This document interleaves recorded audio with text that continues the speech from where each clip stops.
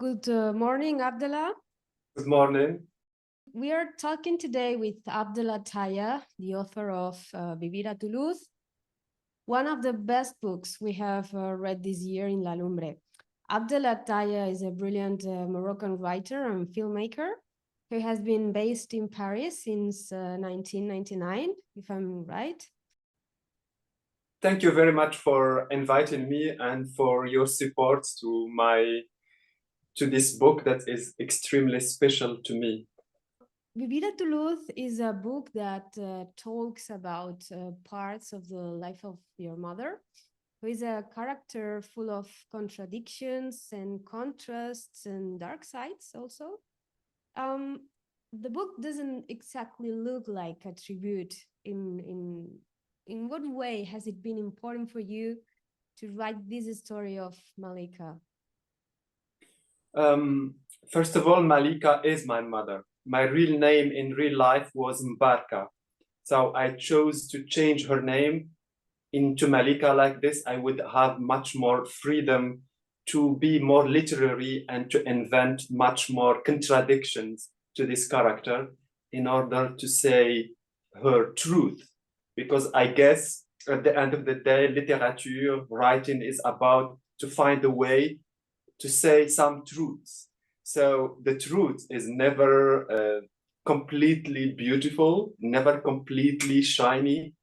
I think human beings are black and white, darkness and light. And I thought I should never write a book about my mother and about the Moroccan mother in order to pay a tribute. My mother was extremely screaming, shouting person, fighting with all the people around her for her own reasons. And I wanted the book to be representing that. And a non-stop shouting woman, a non-stop fighting Moroccan woman.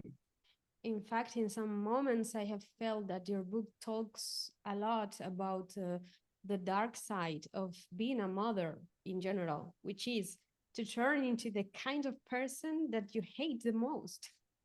Because of the adversities sometimes that can be so strong to eliminate any other option of being a person, but to harden the heart and survive, just survive and make sure your children survive too. But doesn't it have any margin of relativity? Do you really think that this Malika, your mother or the character, didn't have the chance of being a better person for her children or for herself? Well, I think for this specific woman, Malika, the fights were more than fights. It was wars because she's coming from the French colonization, from the 30s, from the real poverty, where survival doesn't have the same meaning, I guess, as today, because this woman had nothing to eat at certain point. Like to survive, it's not the idea of surviving, it's the actual surviving and how to make, how to think the world around you and just to find the right person you are going to in order to beg for food, to beg for something to eat for you and for your children. And while doing that, not losing what is the essence of you as a human person, and especially as a woman.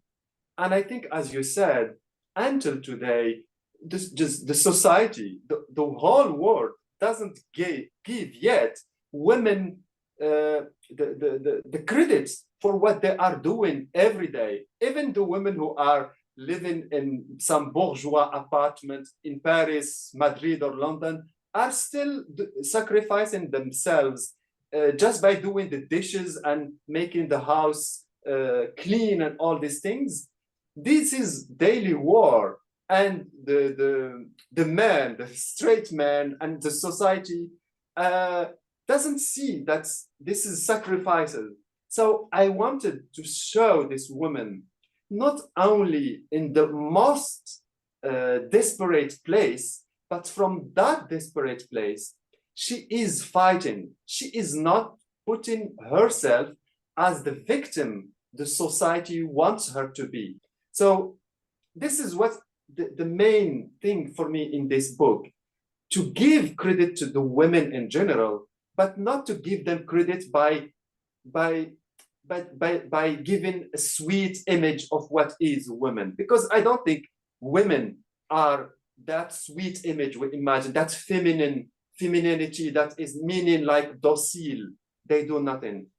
My sisters, I have 6 sisters, and my mother, I saw them all the time um, analyzing the neighborhood, analyzing Morocco, analyzing what is going on politically on TV, and destroying all these politic discourses they are putting on us.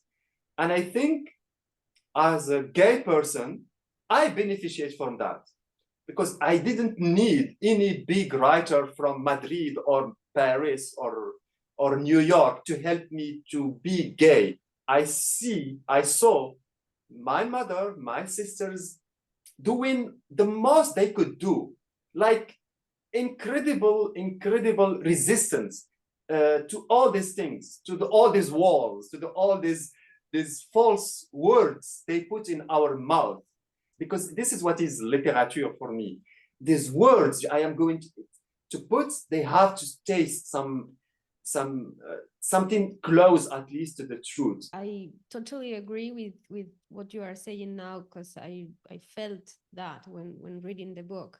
But your book doesn't only talk about Malika. It talks a lot about Alal too, about the Moroccan society and history, about Jafar and about Ahmed. Ahmed, who doesn't even appear in a direct way in your novel, is the character in which I've been thinking the most after finishing the book. It's like you have concluded the story about Malika, and just when you get ready to have a natural conclusion, you open the Pandora's box with the very dramatic and unfinished story of Jafar and Ahmed in the last pages, leaving the reader, leaving us with a disturbed mind full of questions and full of pain. Well, I think that's, if I might say, my style. Until now, I always wrote books with how to say, with fragments. It's not classical writing. It's not classical phrases. I like to find the right moments, and just to find the right structure to put them next to each other without resolving anything. I think it's like cinema. You don't have to show everything. You don't have to tell everything in order to convey some story. This book is about the mother. This is the book of the mother. It's not the book of Ahmed. It's not the book of Alal. It's not even the book of the French woman Monique.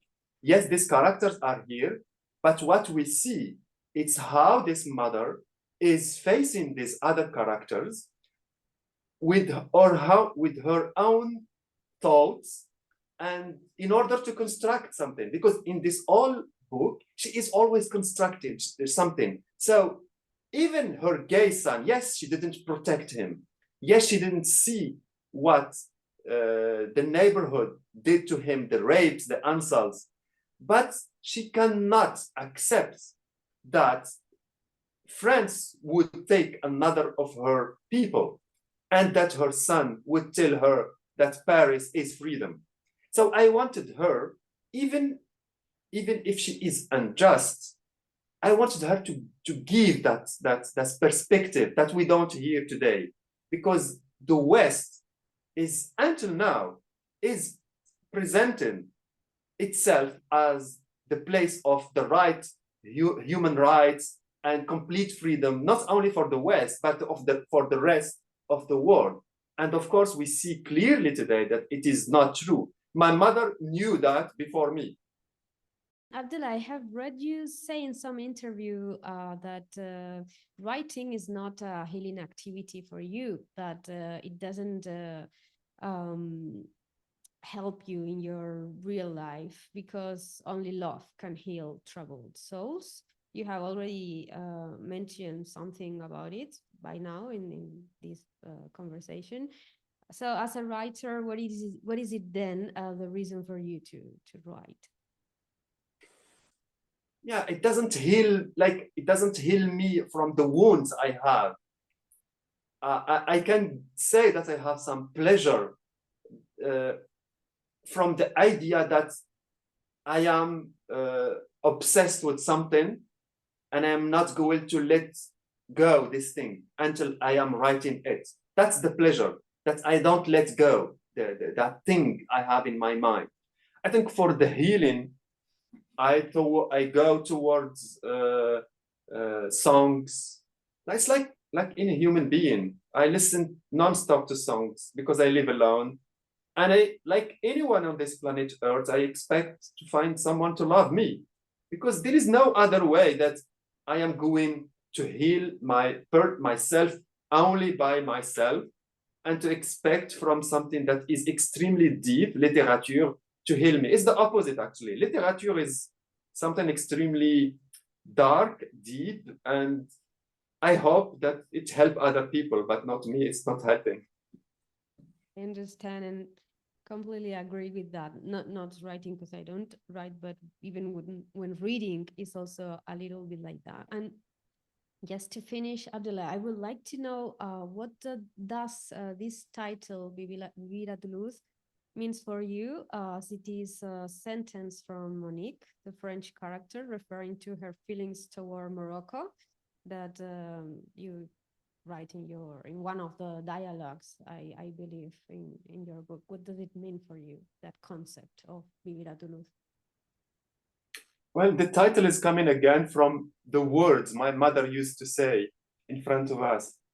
Yeah, I mean, just imagine a house of only 3 rooms with 11 persons, and imagine all this, sometimes all this person sad. The whole family is sad and tragic, and there is no hope, and everyone is in its corner and in the silence. 11 persons sad, depressed, because there is no solution for us to find something, and someone has to save us from this sadness that is being so contagious in the house. So what my mother again used to do is she would go out and go to some mausoleum, the mausoleum of the saints, Sidi Moulay Ibrahim, Yes. a saint in my city in Morocco, Saleh. And there she would, I guess she would pray, she would do something to heal herself, actually, to take this sadness out of her body and out of her blood. And she would bring to us a candle. And every time she would come back to the house, she would tell us, I brought you the light. We are going to leave now with this light. And in Moroccan, it's so beautiful, the expression, جبت لكم النور, I brought you light. So voila, it's so, again, it's the whole imaginaire of the book. It's only hers. She was the big sun. We are only turning around her, and we accept that. Yeah, when before reading the book, that's where I felt that Vivir a Toulouse was some kind of it was referring to the light of the mother that was described in the book. That's why I was like surprised when it was Monique, the character that said the sentence. But now I understand. All right, so thanks a lot for having this conversation. It has been really interesting. I feel like reading all your other books that I didn't read before, but now it makes a lot of sense, and I really feel like. Thank you. Bye-bye.